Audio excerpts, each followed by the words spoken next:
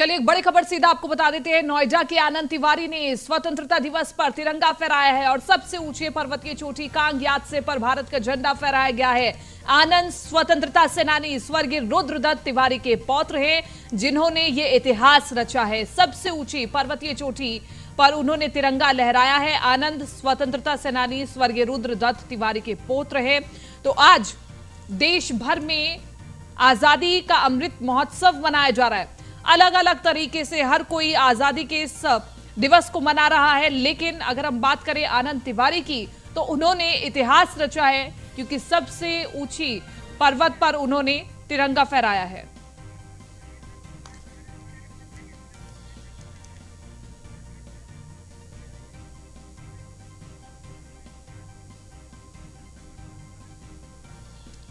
तो आनंद स्वतंत्रता सेनानी स्वर्गीय रुद्रदत्त तिवारी के पौत्र हैं और इसी के साथ साथ हमारे साथ इस वक्त अनिल दत्त तिवारी जी जुड़ चुके हैं। आनंद तिवारी जी के पिता हैं और सीधा हम उनसे बातचीत करते हैं आज, क्योंकि स्वतंत्रता दिवस भी मनाया जा रहा है, तो उनसे जानते हैं कि आखिरकार उन्हें कैसा लग रहा है।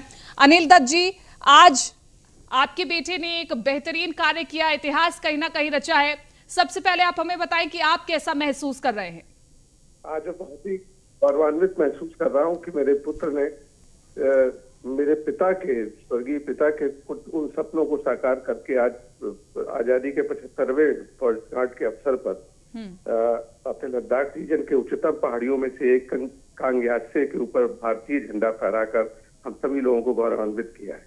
जी जी आज सभी को, हम पूरे परिवार को अपने देश के साथ जो इस घटना में जीतने के साथ मैं उसको बधाई देता हूं और साथ ही सभी देशवासियों को आज 75वीं देश की 75वीं अमृत महोत्सव पर मैं बधाई देता हूं। बिल्कुल, सभी बधाई के पात्र हैं अनिल दत्त जी। इसके अलावा आनंद तिवारी जी ने अपना एक्सपीरियंस आपको बताया होगा, कितना मुश्किल रहा उनके लिए, क्योंकि वाकई बाधाएं उनके रास्ते में आई होंगी, लेकिन तमाम बाधाओं को पार करते हुए वो सबसे ऊपर पहुंचे और शिखर पर उन्होंने तिरंगा फहराया। वो 10 तारीख को सवेरे निकला था लेह से और उसके बाद उसने 11 तारीख की अपराह्न से चढ़ाई शुरू कर दी थी जी। वो और उसके 4 मित्र, उन लोगों ने ये अपना अभियान शुरू किया था और ये चाहते थे कि वो 15 अगस्त के दिन ही सुबेरे सुबेरे झंडा वहां पर फहराएं।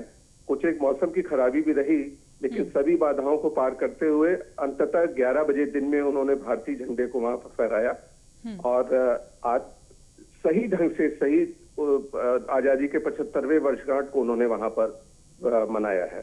हम सभी लोग उनको बहुत बहुत बधाई देते हैं। बिल्कुल अनिल दत्त जी, एक और तमाम वीर जवान हैं जो बॉर्डर्स पर खड़े होकर के, तमाम विपरीत परिस्थितियों में खड़े होकर के आज आजादी का अमृत महोत्सव मना रहे हैं और दूसरी ओर आनंद तिवारी जी ने भी यही किया। इसी के साथ साथ हमने तमाम बाधाएं आपसे पूछी और इसके अलावा अभी उनके साथ जो बाकी के 4 मित्र मौजूद थे, उनके लिए क्या कुछ दिक्कतें सामने आई? उन सभी लोगों ने आपस में सामंजस्य बना के अपने चढ़ाई को बराबर बरकरार रखा।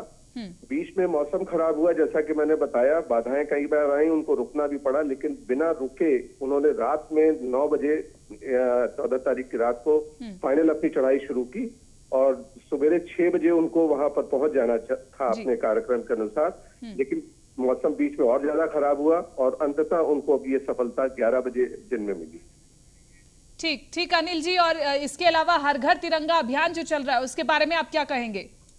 हर घर तिरंगा अभियान हम भारतवासियों के लिए गौरव का विषय है। हम लोगों ने आज अपने जो 75वां वर्षगांठ है उसको बहुत ही गौरवपूर्ण तरीके से मनाया और हम लोग बहुत ही अपने आप को भाग्यशाली मानते हैं, सौभाग्यशाली हैं कि हमारी पीढ़ी को यह दिन देखने को मिला। जी, बहुत बहुत शुक्रिया अनिल दत्त तिवारी जी, आप हमारे साथ जुड़े और आप अपने विचार भी हमारे साथ साझा किए और बताया कि आपके बेटे के लिए कितनी मुश्किलें रही, लेकिन तमाम मुश्किलों के बावजूद वो आगे बढ़ते रहे और इतिहास उन्होंने रच दिया। सबसे ऊंची पर्वत की चोटी पर उन्होंने तिरंगा फहराया।